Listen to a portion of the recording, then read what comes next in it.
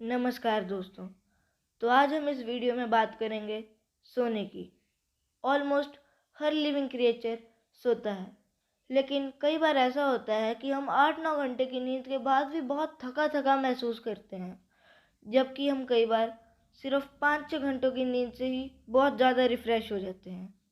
तो आज मैं आपको कुछ ऐसे टिप्स बताऊंगा जिससे आपकी नींद ख़राब ना हो और आपकी स्लीप क्वालिटी बहुत ज़्यादा बढ़ जाए। तो हमारा सबसे पहला पॉइंट है उठते ही थोड़ी देर धूप में रहना, यानी कि get some sunlight in the morning. आप सोच रहे होंगे कि दिन में धूप लेने से रात में अच्छी नींद कैसे आएगी। तो इसका जवाब देने के लिए मैं आपसे एक सवाल करता हूँ। हमारी बॉडी को ये कैसे पता चलता है कि दिन हो चुका है? इसका जवाब है हमारा इंटरनल क्लॉक, जिसको इफ़ेक्ट करने वाली एक चीज़ों में है सनलाइट। सनलाइट के अलावा कुछ और चीज़ें भी हैं जो हमारे इंटरनल क्लॉक को इफ़ेक्ट करती हैं, जैसे कि खाना या फिर एक्सरसाइज। लेकिन अगर आप सुबह उठते ही 10-15 मिनट सनलाइट ले लेंगे तो आपकी बॉडी को ये अच्छे से पता चल जाएगा कि सुबह हो चुकी है और आपको रात में अच्छे से बहुत जल्दी नींद आनी शुरू हो जाएगी। तो हमारा सेकंड पॉइंट है have a wind down routine. बहुत से लोग देर रात तक काम करते हैं क्योंकि उनको ये लगता है कि वो इससे थक जाएंगे और उनको इससे जल्दी नींद आ जाएगी, लेकिन ऐसा बिल्कुल भी नहीं होता। इसके बजाय हमें सोने से पहले रिलैक्स करना चाहिए। इसका मतलब ये नहीं है कि हम सोने से पहले टीवी देखें या फिर फ़ोन उठा के उस पर कुछ वीडियोज़ या फिर सोशल मीडिया देखें, क्योंकि ये एक्टिविटीज़ बहुत ही ज़्यादा स्टिमुलेटिंग होती है, जिसकी वजह से हमको बाद में नींद नहीं आती। हमको इसके बजाय बुक रीडिंग करनी चाहिए या फिर म्यूज़िक सुनना चाहिए, या फिर हम पेन और पेपर लेके उस पर ये लिख सकते हैं कि आज दिन में हमने क्या क्या प्रोग्रेसिव किया, या फिर कि हमारा अगला दिन कैसे होगा, हम उसको प्लान भी कर सकते हैं। आप कुछ भी कर सकते हैं, लेकिन ये ध्यान में रहे कि वो एक्टिविटी ज़्यादा इंटरेस्टिंग ना हो जिसकी वजह से आपकी नींद उड़ जाए, या फिर वो एक्टिविटी इतनी भी बोरिंग ना हो जिसकी वजह से आप फ्रस्ट्रेट हो जाएं और आपकी नींद खराब हो।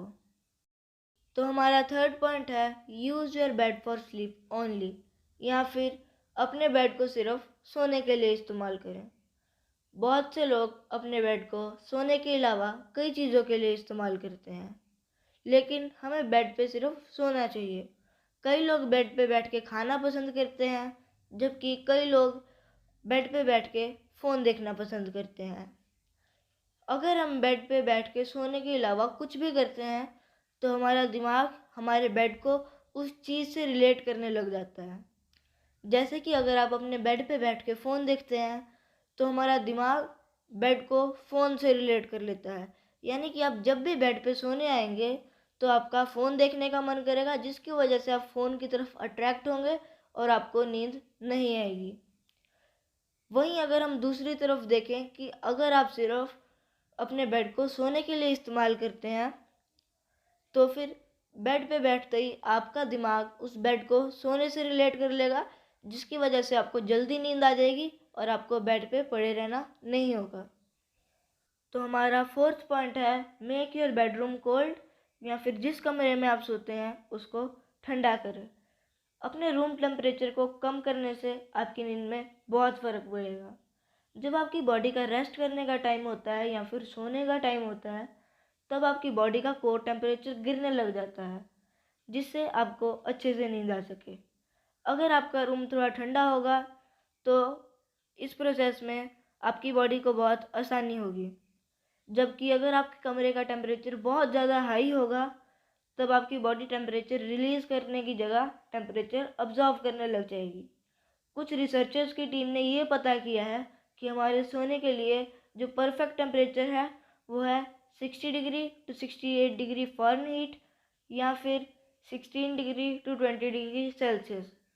कुछ लोगों को सुनने में ये बहुत ही ज़्यादा ठंडा लग रहा होगा, लेकिन ये हर पर्सन टू पर्सन वेरी करता है। ये आपके एज और जेंडर के साथ अलग अलग होता जाता है। ये इस चीज़ पे भी डिपेंड करता है कि आप कहाँ रहते हैं या फिर आपको किस टेम्परेचर में सोने की आदत है। लेकिन अगर आप कमरे को ठंडा करेंगे तो इससे आपको बहुत अच्छी नींद आ सकती है। तो हमारा पॉइंट नंबर 5 है टेक अ हॉट बाथ या फिर गर्म पानी से नहाएं।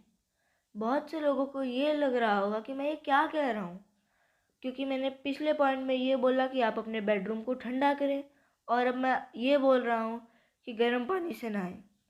तो मैं आपको बता दूं कि इन दोनों पॉइंट्स में बहुत ज़्यादा रिलेशन है, क्योंकि अगर हम अपने बेडरूम को ठंडा करते हैं तो उससे होता ये है कि हमारी बॉडी को हीट रिलीज़ करने में बहुत ज़्यादा आसानी होती है, जिससे कि हमारा कोर जल्दी ठंडा हो जाता है और हमको अच्छी नींद आती है, जैसा कि मैंने अभी बताया था।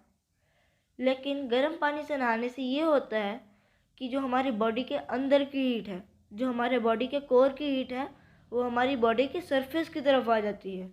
यानी कि हमारी बॉडी बाहर से तो गर्म होती है, लेकिन वो अंदर उसके कोर से ठंडी हो जाती है, जिससे कि जो बाहर हीट है वो बहुत जल्दी रिलीज़ हो जाएगी अगर आप उसी ठंडे कमरे में रहेंगे, और आपका कोर बहुत जल्दी ठंडा हो जाएगा बॉडी का, जिससे कि आपको बहुत अच्छी और बहुत ज़्यादा क्वालिटेटिव नींद आएगी। तो हमारा 6th पॉइंट है हैव अ स्लीप शेड्यूल। बहुत से लोग अलग अलग टाइम पर सोते हैं। अगर कोई आदमी रात को रोज़ 2 बजे सोता है और उसको सुबह अगले दिन जल्दी उठना है, तो वो चाहकर भी 10 बजे नहीं सो सकता, क्योंकि उसकी बॉडी को इस चीज़ की आदत नहीं है। आपकी बॉडी एक स्पेसिफिक हार्मोन छोड़ती है जिसका नाम है मेलाटोनिन। इसको स्लीप हार्मोन भी कहते हैं, क्योंकि इस हार्मोन के रिलीज से आपको नींद आती है। इसका मतलब है कि आपको रात में रफली सेम टाइम पर सोना चाहिए, क्योंकि अगर आप सेम टाइम पर सोएंगे तो आपकी बॉडी को इस बात की आदत हो जाएगी कि वो रोज़ एक फिक्स्ड टाइम पे ही मेलाटोनिन को रिलीज़ करे, जिसकी वजह से आप रोज़ टाइम पे सोएं और टाइम पे उठें।